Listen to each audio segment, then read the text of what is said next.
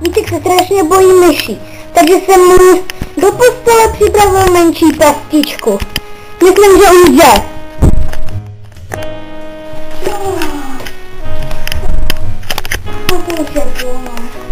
Půjdu zase ležet. Až to není myš.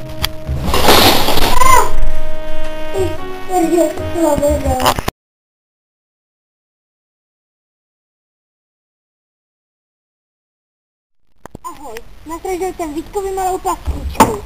Vidíte? Tak? Za chvíli za ním půjdu, on totiž spí po obědě vždycky.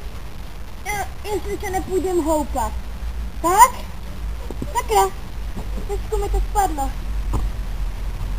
Tak. Ještě jedno, teď už se mi to snad povede.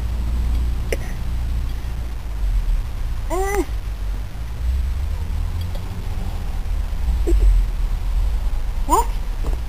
Teď by to mělo fungovat. Jdeme pro Vítku. Ahoj Vítku. Jo. Tak, jdem na houpačku? Jo. Tak pojď. Tak, vem si tu menší, jo? A jedna. Tak dělej.